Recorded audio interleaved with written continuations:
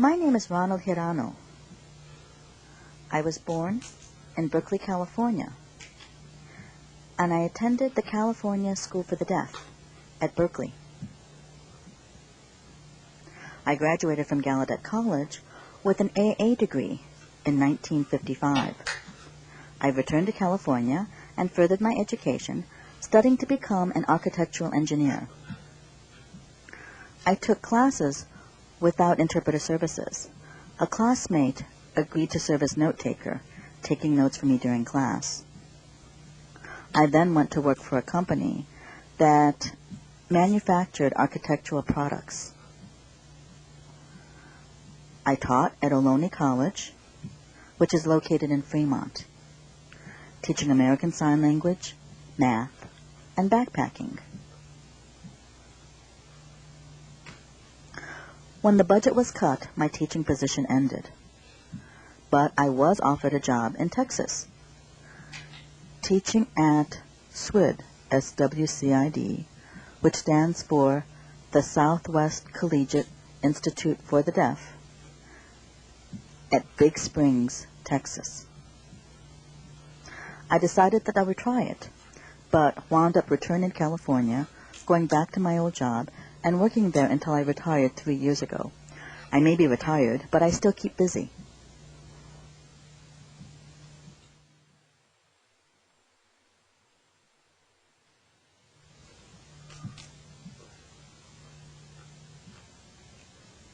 As I was growing up at the School for the Deaf, one of the activities that had an effect on me was the Boy Scouts. I was active in the Boy Scouts, even attaining the rank of Eagle Scout. When I started working, I wanted to learn more about camping and backpacking, and a friend of mine recommended that I check out the Sierra Club. So I did. I became involved, and they were hosting a training on backpacking and camping. I was the only deaf person in the group, but they agreed to write to me, and so I was able to learn about camping and rock climbing. And when the training was over, I set up my own group for the deaf, which I led for 15 years. Training individuals on how to camp during the wintertime, cooking on the outdoors, rock climbing, and the trips that I would host would last anywhere from 2 and 3 days to a week. These activities led me to establish a retail operation, selling backpacking and camping equipment. That venture progressed well, and many of the patrons who came to my store accepted my deafness and were willing to write, except for a couple who preferred going to my clerk and asking for assistance there. I found out later it was because these people were not fluent in writing English.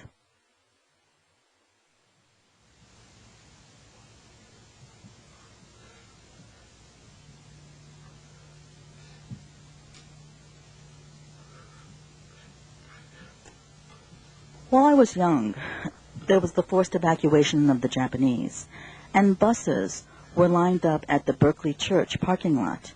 And Miss Rice brought me there to say goodbye to my parents, to my family, as they were being relocated. And I had done something at that time to insult my mother. I didn't know about this until many years later, when my sister shared this with me.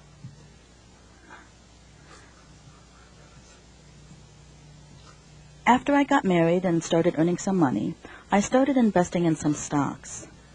When the interest rate started to decline, that was the time to look for a house. And I was trying to save enough to make the down payment. I asked my father if I could borrow $1,000. Behind the scenes, my mother had told my father not to loan me the money because of whatever I had done to insult her back in those days before camp, before the evacuation internment camp. But what I wound up doing was having to sell some stocks at a loss. I also found out later on that my father had loaned money to each of my siblings when they were buying their house, but he didn't loan any money to me. I did not find this out until much later when I became a trustee for his estate. As I was teaching, my father's health started to decline. And after my father passed away, we found that my father owned $11,000 in taxes to the IRS.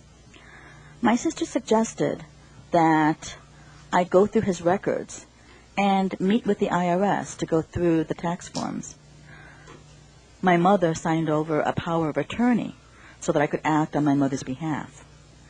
I was working during the week, and on the weekends go to my mother's, and where I went through all of my father's records, going through all of his papers. This took several months. My mother did pay me for my work. When it was time to make an appointment with the IRS, I informed them that I was deaf, and I requested interpreter services. They said that they would provide an interpreter. On the day of the appointment, however, I got to the IRS office in Oakland, where I was met by a very nice young woman, and I found that there was no interpreter there. So I asked the IRS representative if she would be willing to write to me, and she was willing. We sat there at her computer. We laid out all the papers. She showed me the itemization that led to the $11,000 tax, and I showed her the papers, and we were able to get the $11,000 tax down to $900. When we got the taxes down to $900, that made my family very happy, and that in turn led me to setting up my own tax business.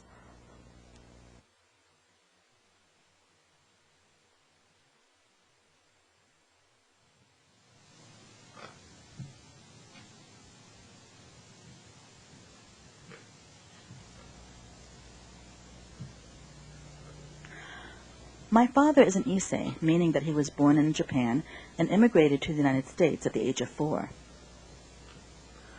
My mother was a Kibe, meaning that she was born in the U.S., but at the age of 14 or so, moved to Japan for her education, and then returned to the U.S. My father is fluent in spoken Japanese, but cannot read or write. My mother can both speak, read, and write the language. So often, if my father got any correspondence in Japanese, written Japanese, my mother would translate for him.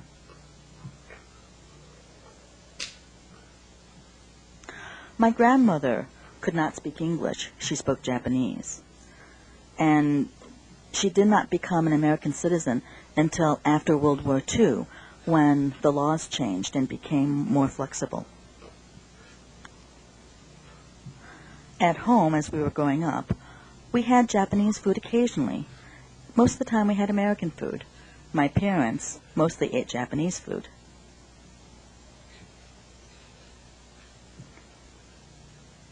I remember as I was growing up, watching my father. Every day, he would polish his samurai sword that was hanging on the wall. Every day. That was his ritual. And I enjoyed watching him do that, until the evacuation of the Japanese Americans, when the FBI confiscated the samurai sword and never returned it. Also, when I was young, I remember watching my mother play the koto. The koto is a musical instrument similar to a harp, and I used to enjoy watching her perform for the church.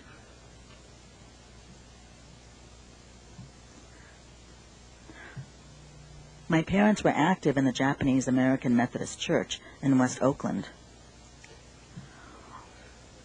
One time, my parents decided that they were going to put me in the church choir, much to my astonishment because I couldn't sing.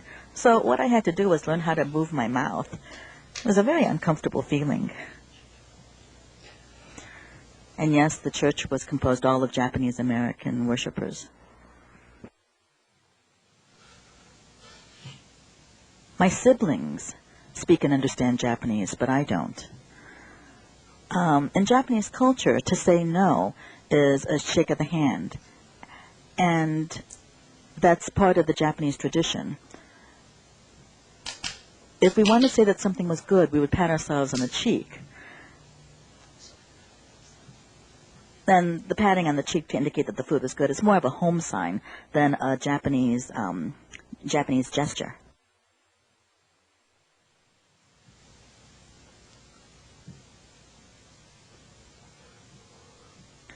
My father was one of the guinea pigs chosen by the University of California at Berkeley to study heart disease in Japanese Americans living in America, and comparing that incidence with Japanese Americans living in Hawaii, compared to a third group, Japanese living in Japan.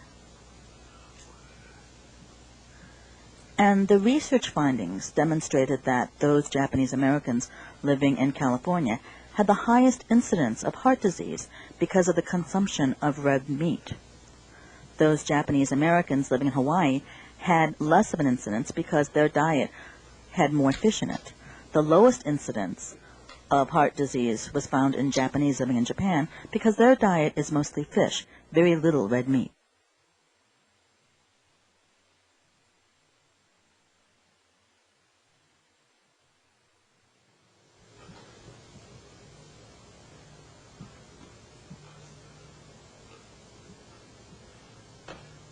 I was born deaf.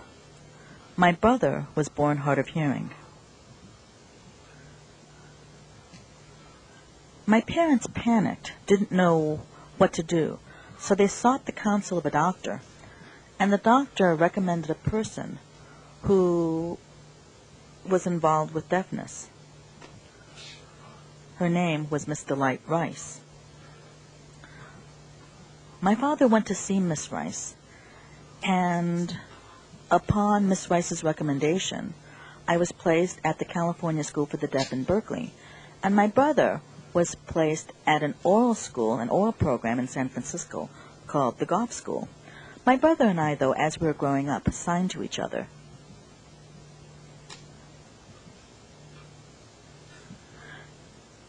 On the morning of the Pearl Harbor attack, December 7th, 1941, I was seated in the kitchen, and I saw my father with his ear to the radio.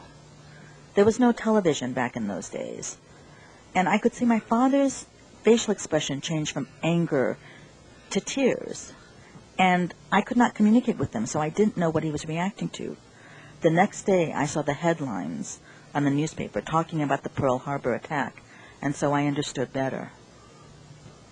My father was worried, or rather I should say that the U.S. government issued an executive order forcing an evacuation of the Japanese Americans from the West Coast, California, Washington, Oregon, to put them in internment camps.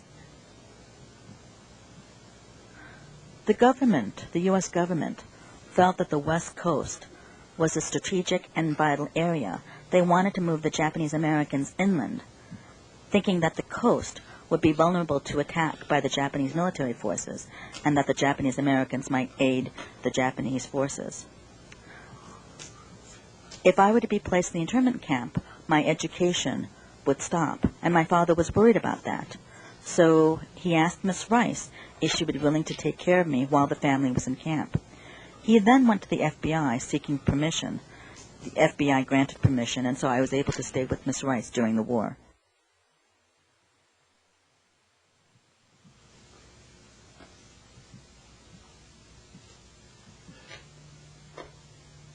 I'd like to talk about my family. On my mother's side, my grandfather immigrated from an area of Japan that I'm not really familiar with. I don't remember the name. But they settled in San Francisco, and my grandfather worked as a laborer. And when it was time for him to seek a bride, contacted his relatives in Japan, and received a group of pictures from which he chose his picture bride. She came to the U.S. and they were married. His earnings he gave to my mother, who used the money to invest in properties around the San Francisco area.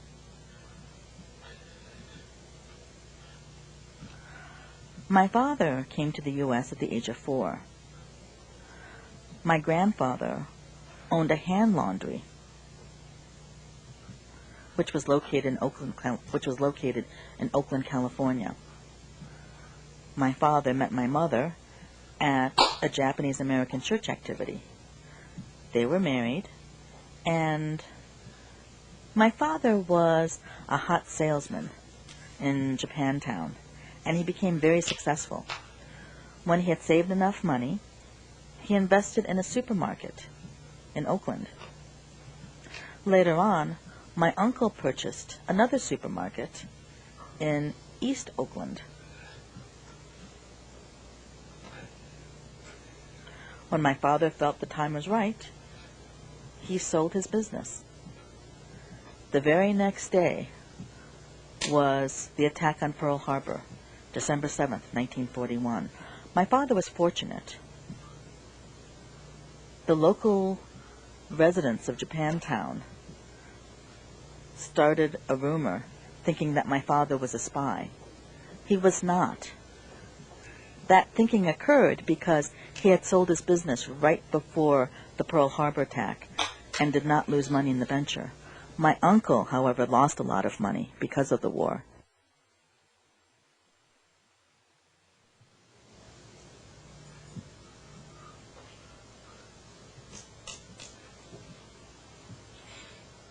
My experiences as a Japanese-American student at the residential school for the deaf.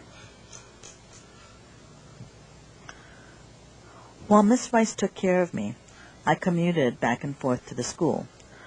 I was the object of taunts and barbs from other students. Even the teachers and supervisors would call names. And I would look at them to see what their ancestry was. And you could tell by their last name what their ethnicity was. And if they were Italian or German, I would talk back to them. And I would say, your ancestors, your family is involved in the war as well. So I would talk back to them. And that got them quiet. Even my supervisors would call me Jap. I suffered a lot in those days. Outside in the community, the people in the community were very hostile to me. They would hit me on the back of the head. And the FBI had given me a special card, a pass card, so that in the event that I was detained by the police or other authorities, I had to show this pass card. Miss Rice took me to visit my parents at the Assembly Center. It was a temporary holding place because once the forced evacuation order came out, the internment camps weren't ready, so they would use county fair facilities or horse race tracks as a temporary place as the permanent camps, as the permanent relocation camps were being constructed. So Miss Rice took me to the San Bernardino Assembly Center, and I went to see my parents. I was about 10 years old at the time, and I was shocked to see their conditions. My family was sleeping in a horse stall. They introduced me to a young deaf man, and I recognized him as someone who had been active in the local Oakland club. And my father said that he had been giving him clothes and other necessities.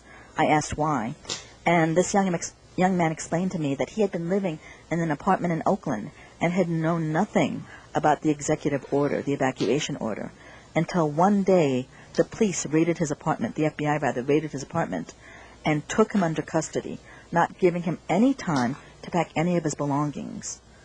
So he was very much taken aback. So my parents shared with him the things that he needed.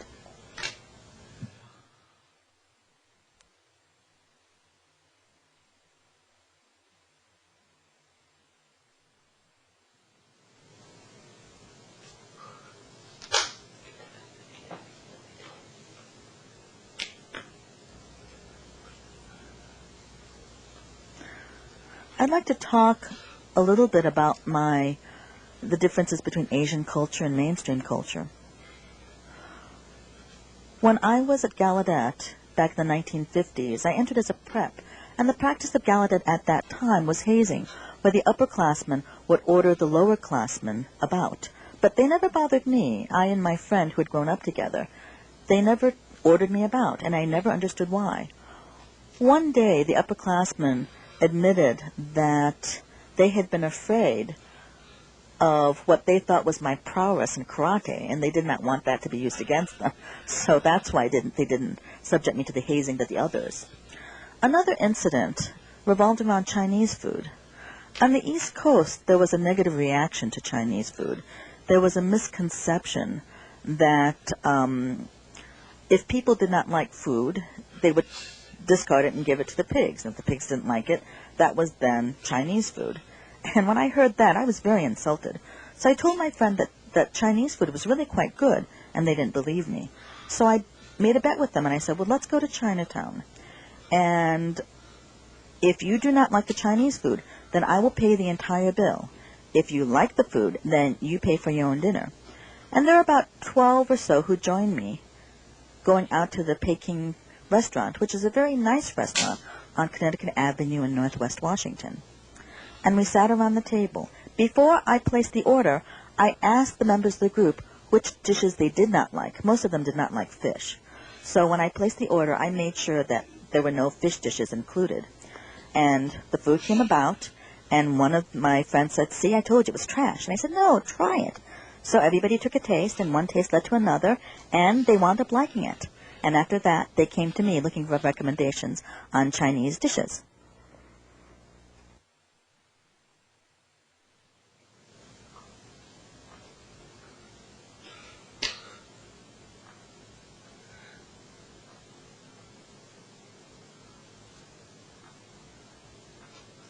I was a student at Gallaudet during the days of segregation,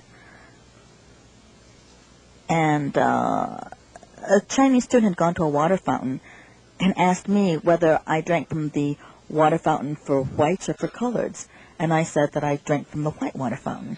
So that was something that he learned. I remember going out one day to a restaurant. There were a group of us, and I had a black friend with me, and the restaurant would not let us in because of the black student. So we decided to order out and to eat outside because we did not want to leave my friend outside. There was another time where we went to one place for a class picnic, and there was a sign that said "No blacks allowed." So what we did was my friends and I surrounded our black friend and got him into the picnic unobtrusively. They did not notice he was coming in, and likewise they did not notice him as we hid him as we left. There was once when I took a bus from New Orleans to Corpus Christi, Texas. At that time, the back of the bus was reserved for blacks, and the front of the bus was reserved for whites. Another white friend of mine got in. The front part of the bus was full, standing room only, but there were seats in the back of the bus. So I asked my friend if he would want to sit with me in the back of the bus, and he said fine, and we sat in the back of the bus, and it was okay. Now, if a black person had tried to stand or tried to sit in the front of the bus, he would have gotten attacked, but people left us alone.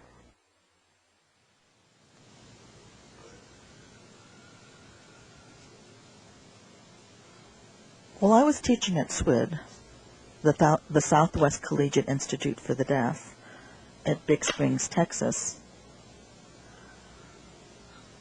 I was teaching engineering to 5 students from Iran. This was back in the days of the Iran hostage crisis, when Iran had taken custody of the Americans in Iran.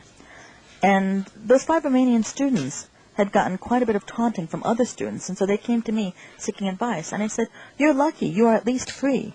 During World War II, my people were put into internment camps, so you shouldn't complain." And that got them quiet.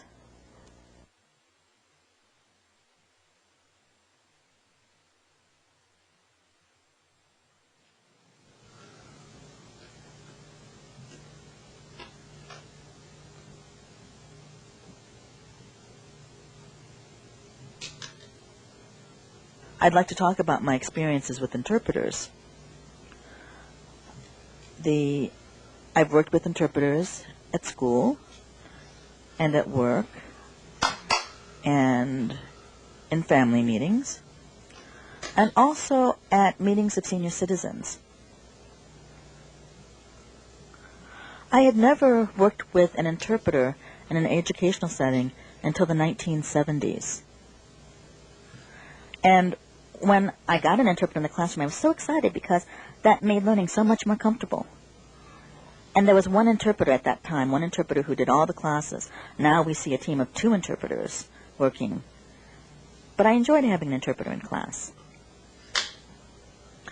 Another experience was when I got called for jury duty. Oh, let me say that before this jury duty service, I had gotten a notice, but I was waived. I was excused from having to serve on jury duty because that was the practice of the courts. But then in the 1980s, the practice changed. So when I received this notice, I reported to jury duty, and there was an interpreter there. We met, and I was familiar with this interpreter.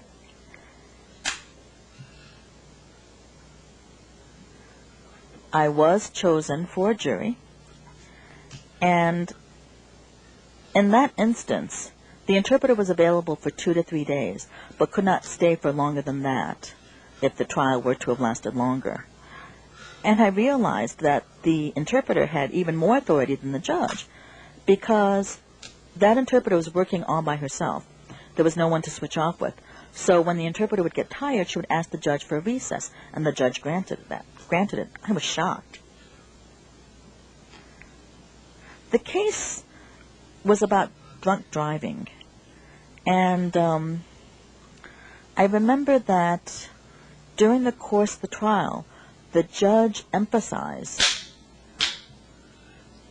instructed us to look at the evidence without bias, that we were to focus only on the facts, only on the evidence. And this was the point that he made to us repeatedly. Now, prior to the case beginning, during the voir dire, the lawyers would ask us questions looking for potential biases, and those who had biases were struck from becoming potential jurors for this case. So, in the back of my mind, as the jury began deliberating on the verdict, I remember the judge instructing us to look only at the evidence. There was one person on our jury who made some comments about the police officer lying, and made that comment over and over again, and the rest of us just sort of nodded our head. But in the back of my mind, I remembered the judge's instruction. And after a while, I got really angry enough to the point where I stood up and I said, enough is enough. The judge told us not to bring any of our own biases into this case. I was furious, and all of the other jurors looked at me in agreement. So when it came time to vote, this one person insisted on his decision, and the rest of us chose another way. So there was no agreement within the jury. It was supposed to have been a unanimous decision, and we did not have one. Another experience with interpreters was at work. The company had passed out information about the profit-sharing plan and the changes in the market. And I remember getting one of the releases, one of the marketing reports, and I had gone up to a couple of my colleagues who had been learning signs, the dirty signs, and I pointed to the market report, and I kind of gestured that this stinks, this is bad. Well, word somehow got out to the company president of my opinions, and he called me into his office, and he asked me if I would be interested in serving on the company investment committee, and if so, they would pay for an interpreter. So I agreed, and it happened. There were times when the company president listened to us, the committee, but he also had his own advisors. So there were pros and cons of that situation.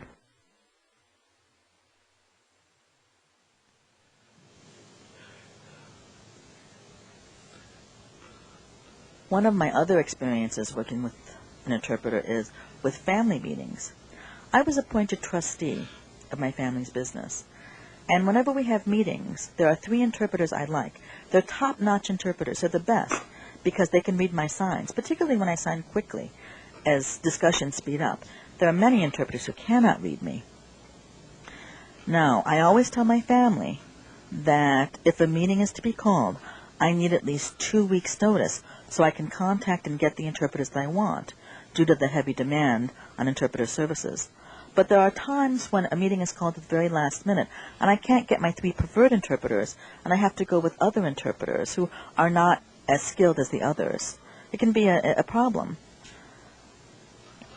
There are times, even during family meetings, when the debate and the discussions become very heated, and people start talking quickly and start talking over each other. And then the interpreter will interrupt and say, please speak one at a time. And so my family does, and the logistics work out very well.